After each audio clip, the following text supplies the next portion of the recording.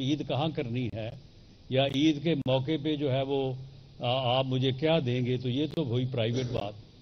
اور اگر وہ میری سرکاری حیثیت پہ اثر انداز ہوتے ہوئے مجھے کوئی بات سمجھائے یا قائل کرے کہ میں کسی کا نقصان کروں اپنی سرکاری حیثیت کو استعمال کر کے، میں کسی کا فائدہ کروں اپنی سرکاری حیثیت کا فائدہ اٹھا کے ناجائز فائدہ دوں کسی کو یا کسی کا ناجائز نقصان کروں، تو یہ میری پرائیویٹ گفتگو کیسے ہو گئی جی؟ یہ تو میری پرائیویٹ گفتگو نہیں ہے. وہ محترمہ جو ہے وہ اگر وہ کہتی کہ عمر بیٹا آپ عید اس مرتبہ ہمارے پاس کریں، میں یا عید آپ کے پاس آگے کرنا چاہتی ہوں، عید کے اوپر میں آپ کو یہ تحفہ دینا چاہتی ہوں، یا عید کے اوپر جو ہے وہ ہم یہ کھانے بنائیں گے اور کھائیں گے، تو بڑی اچھی بات ہے، بڑی پرائیویٹ گفتگو ہوتی. لیکن وہ محترمہ تو ایک ایسا کیس جس کے اوپر پورا ملک جو ہے میک اور بریک کی کیفیت میں مبتلا ہے. اگر اس کیس کا فیصلہ جو ہے ایک طرف ہوتا ہے تب بھی، یہ دوسری طرف ہوتا ہے تب بھی جو ہے یہ ملک کے لیے تباہی کا باعث بن سکتا ہے. اگر کنسنسس سے فیصلہ نہ ہوا اور فل کورٹ نے کوئی فیصلہ نہ کیا تو یہ کیس جو ہے یہ اس ملک کے لیے ناقابل تلافی نقصان پہنچانے کا باعث بن سکتا ہے. اور ایسا جو ہے وہ اس سے پہلے ہوا ہے. 70-71 کے الیکشن نے اس ملک کو 2 لخت کر دیا. 77 کے متنازع الیکشن نے اس ملک کو 11 سال مارشل لا کے سپرد کر دیا، جس سے کلاشنکوف کلچر بھی آیا اور دہشت گردی بھی آئی. تو اس کیس کے اوپر وہ محترمہ اثر انداز ہو رہی ہیں، اسے سمجھا رہی ہیں کہ لاکھوں بندے اکٹھے ہیں یہاں پی ٹی آئی کے جلسے میں. یہ بھی جھوٹ بول رہی ہیں، وہاں پہ لاکھوں بندے تھے ہی نہیں. یعنی وہ 10-15 ہزار بندے کو لاکھوں بندہ بتا رہی ہیں اور پھر کہہ رہی ہیں کہ باقی شہروں میں بھی لاکھوں بندے تھے. میرے پاس اس دن کی رپورٹ موجود ہے، کسی شہر میں 150, 80, 70, 250 سے زیادہ بندے نہیں تھے. وہ کہہ رہی ہیں لاکھوں بندے تھے. اور پھر اسے کہہ رہی ہیں کہ یہ سارے آپ کے لیے دعائیں مانگ رہے ہیں، آپ ان کی دعائیں سنیں اور یہ فیصلہ کریں. وہ بھئی یہ پرائیویٹ گفتگو کیسے ہو گئی؟ ایک سرکاری آدمی کے ساتھ اگر عزیز داری ہے آپ کی، وہ میں ہوں یا کوئی جج صاحب ہو، تو جو آپ کی سماجی پوزیشن ہے، سماجی حیثیت ہے، آپ کو اس کا لحاظ رکھنا پڑے گا. آپ اگر ایک بہت بڑے انسان جس کے پاس بہت بڑا عہدہ ہے اس کے ساتھ آپ کا تعلق ہے تو آپ کو اس تعلق کا دھیان رکھنا پڑے گا. آپ کو اپنی سماجی حیثیت کے مطابق گفتگو کرنا پڑے گی. تو معاملہ یہ ہے کہ یہ اس وقت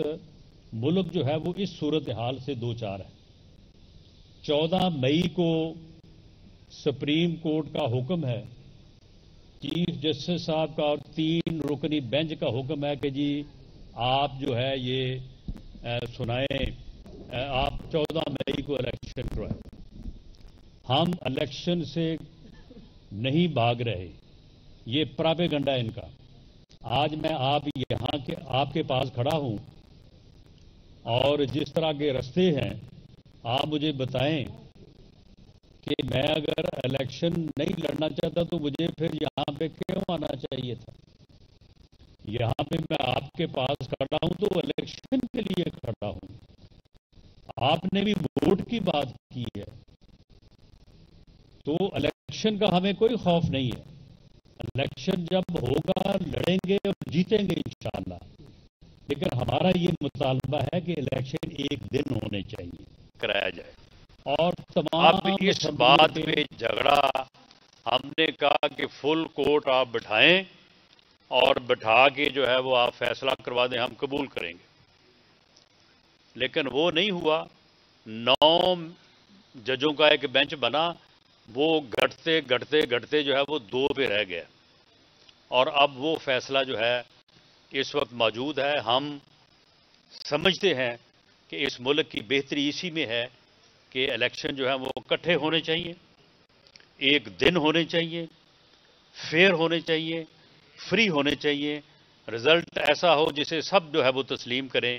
تو وہ اس ملک کی جو ہے وہ بہتری کے لیے بہتر ہوگا. ورنہ اس ملک کا جو ہے وہ نقصان ہوگا، اور کسی کو ذاتی ضد اور اناد کی بنیاد پہ فیصلے نہیں کرنے چاہیے۔ فیصلے جو ہیں وہ قومی مفاد میں جو ہے وہ ہونے چاہیے، اور انشاءاللہ تعالی ہمیں امید ہے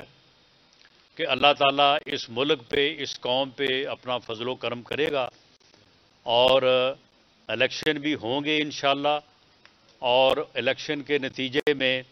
جو ہے وہ ملک آگے بڑھے گا اور ہم ہی کامیاب ہوں گے انشاءاللہ۔ جہاں تک معاملہ ہے ترقیاتی کاموں کا، تو دیکھیں میں نے جس طرح سے بات کی تھی کہ مرکز کے پاس واپڈا ہے، اور واپڈا کا میں نے اعلان کیا ہے کہ پورے حلقے میں انشاءاللہ تعالی آپ دیکھیں گے کہ بہت کام ہوگا انشاءاللہ، کوئی کام باقی نہیں رہے گا۔ جو ہو گئے ہیں، باقی بھی انشاءاللہ تعالی میں پوری طرح سے واپڈا والوں کے پیچھے ہوں، انشاءاللہ وہ کام کروائیں گے۔ گیس کا میں نے آپ کو بتایا ہے کہ آپ کا سروے جو ہے وہ میں انشاءاللہ کرواؤں گا آپ کی آبادی کا، اور آپ دعا کریں کہ گیس جو ہے اس ملک کو میسر ہو، تو انشاءاللہ تعالی آپ کی آبادی کو بھی جو ہے وہ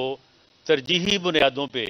جو ہے وہ گیس ملے گی۔ ایسا نہیں ہوگا کہ آپ کے ساتھ والی آبادی کو مل جائے اور آپ کو جو ہے وہ نہ ملے۔ اس کے علاوہ پاسپورٹ ہے، نادرا کا محکمہ ہے، اس کے میں نے پورے حلقے میں کہا ہے آپ کے پاس بھی ایک نزدیک آپ کے دفتر قائم کیا جا رہا ہے، تاکہ آپ کو شہر اور دور نہ جانا پڑے اور آپ کی ضرورتیں جو ہے وہ یہیں پہ پورے ہوں۔ دیکھیں ڈیولپمنٹ جو ہے، ترقیاتی کام جو ہے وہ آپ کے بھی علم میں ہے کہ وہ صوبوں کے پاس ہیں، صوبائی حکومتوں کے پاس ہیں۔ یہاں پہ بات ہوئی کہ ہمارے پاس کچھ عرصہ نہیں، صرف 2 مہینے پاکستان مسلم لیگ نون کے پاس جو ہے وہ صوبائی حکومت رہی ہے، اور جون میں جو بجٹ بنا اے ڈی پی جو اسے اینول ڈیولپمنٹ پروگرام کہتے ہیں، وہ ہم نے بنایا۔ اس میں آپ اپنا حلقہ کو دیکھ لیں، دیکھیں پہلے مین روڈ بنتی ہے، اس کے بعد پھر مین روڈ سے ذیلی روڈز بنتی ہیں۔ ایسا نہیں ہو سکتا کہ 2 گاؤں کے درمیان میں جو ہے وہ سڑک بن جائے اور مین روڈ جو ہے وہ بنے ہی نہ۔ اب آپ دیکھیں کہ آپ کی یہ جو مین روڈ ہے امی پور روڈ، اس کا جو حال تھا وہ آپ کے سامنے ہے۔ وہ موٹریبل نہیں تھی، اس کے اوپر جو ہے وہ یعنی سفر نہیں ہو سکتا تھا، میں آتا جاتا رہا ہوں۔ اسی طرح سے آپ کے بائی پاس ہیں، آپ کے جو بائی پاس ہیں ان کے اوپر جو ہے وہ کم از کم جو گڑے تھے نا وہ فٹ کے گڑے تھے، اور سارا دن لوگ آپ نے جانا ہے آنا ہے، لوگ کھجل خراب ہوتے تھے۔ تو یہ پہلے کیوں نہیں جو ہے وہ 4 سالوں میں اے ڈی پی بنتی تھی، بجٹ بنتا تھا، پہلے کیوں نہیں یہ چیزیں آئیں؟ اس بجٹ میں اللہ کے بعد مجھے اللہ نے یہ ہمت دی کہ اس بجٹ میں آپ کا یہ پورا بائی پاس سرگودا روڈ سے لے کے سمندری روڈ تک یہ صرف آپ کا حلقہ ہے، جو کہ تقریباً کوئی 250 کروڑ روپے کی 2.5 ارب روپے کی لاگت سے وہ بائی پاس جو ہے وہ مکمل ہو رہا ہے، اور سب سے پہلے آپ کے حلقے میں جو پڑتا ہے وہ مکمل ہوگا، اس کے بعد پھر جو ہے وہ آگے ہوگا۔ اسی طرح سے میں نے ایک روڈ کہا تھا کہ آپ ایک جگہ سے شروع کریں، ناگرا صاحب کو میں نے کہا تھا کہ آپ اپنے حلقے سے ملت روڈ سے یا سرگودا روڈ سے سڑک شروع کریں اور دوسری طرف پورے حلقے سے تھرو اینڈ تھرو اس کو گزاریں۔ وہ تقریباً جو ہے وہ 55 کلومیٹر کی سڑک بنی ہے، اور اس کی لاگت جو ہے وہ 92 کروڑ روپے ہے۔ وہ سڑک بن رہی ہے، وہ آپ کے پاس سے بھی جو ہے وہ گزر رہی ہے، اور اس کے لیے میں نے کوئی تقریباً 30 کروڑ روپے جو ہے وہ پچھلے ہفتے جو ہے وہ میں نے منظور کروایا ہے۔ اسی طرح سے امی پور روڈ یہ تقریباً 23 کروڑ روپے میں مکمل ہوئی ہے۔ اب اگر یہ 92 کروڑ 23 کروڑ اور 2.5 ارب یعنی 250 کروڑ آپ اگر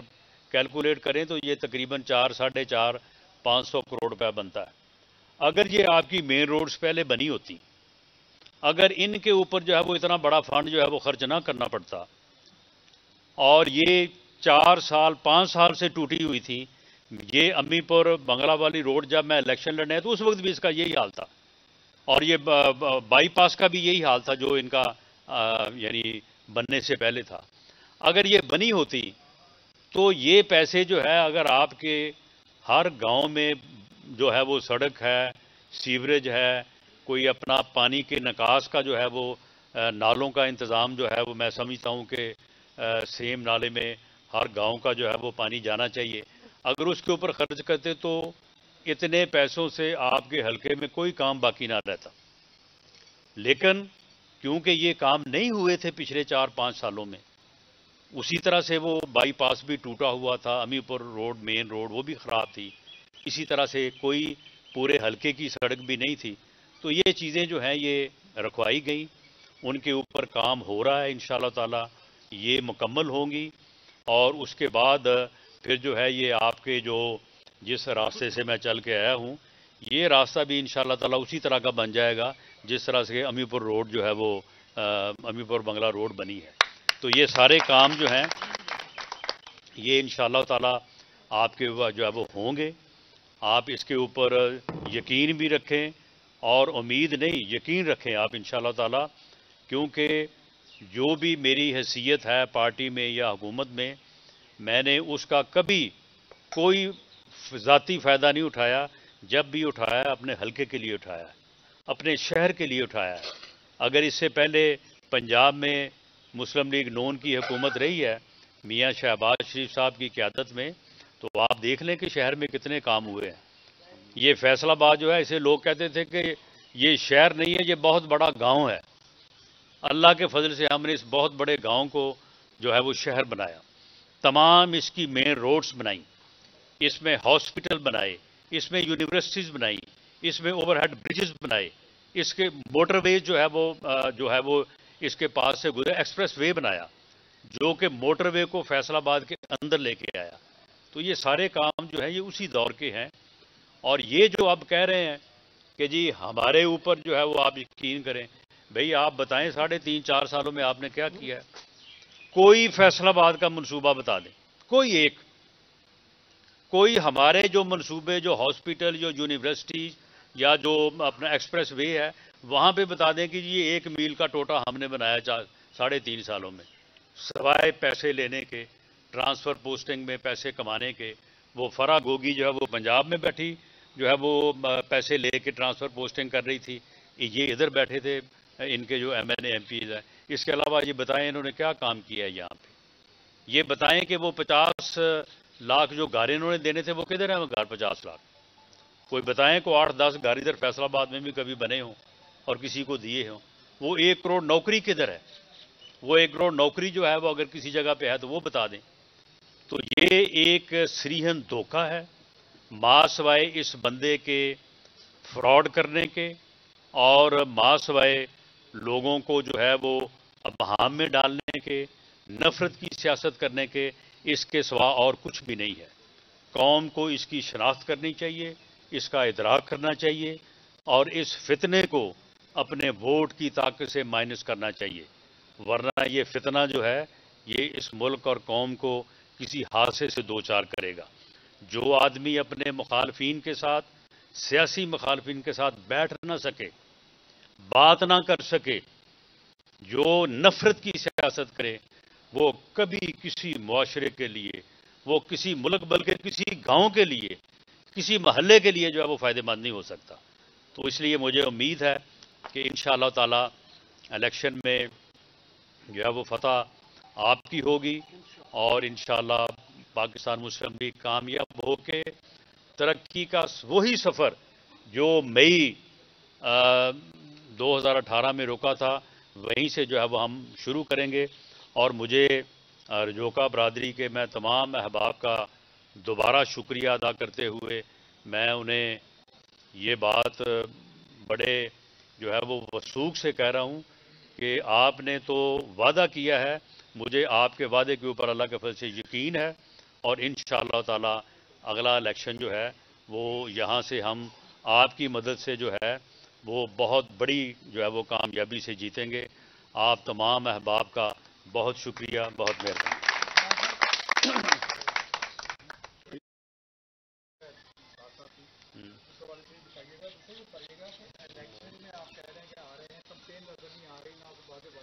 نہیں تو یہ میں کیا کر رہا ہوں اگر آپ کو کمپین نظر نہیں آ رہے.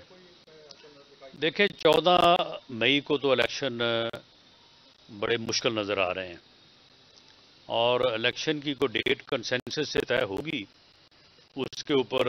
سیاسی جماعتیں بھی گفتگو کر رہی ہیں, اور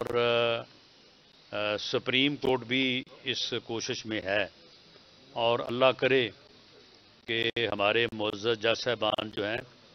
وہ کسی رشتہ دار کی بات سننے کی بجائے قوم کی بات سنیں اور قوم کا مفاد سوچیں, اور ان کے عزیز و اقارب کو بھی چاہیے کہ وہ اپنی سماجی حیثیت کا خیال کریں. اگر میرے عزیز میری وجہ سے جو ان کی سماجی حیثیت اس کا خیال نہ کرتے ہوئے کوئی ایسی گفتگو کریں گے تو لازمی بات ہے کہ پھر اس کا اثر تو جو ہے وہ ہوگا. تو یہ چیزیں جو ہیں یہ چیزیں ان چیزوں کا ادراک بھی ہونا چاہیے, اور اس کے اوپر میں سمجھتا ہوں کہ سب کو جو ہے اس کا نوٹس بھی جو ہے وہ لینا چاہیے, اور ایسے معاملات ہونے چاہیے کہ جس میں ملک اور قوم کی بہتری ہو. یہ جو کیس جس نہج پہ پہنچ چکا ہے وہاں پہ کوئی بھی ایسا فیصلہ جو ضد اور انا کی بنیاد پہ ہوا تو وہ اس ملک کو ناقابل اطلاق نقصان پہنچائے گا.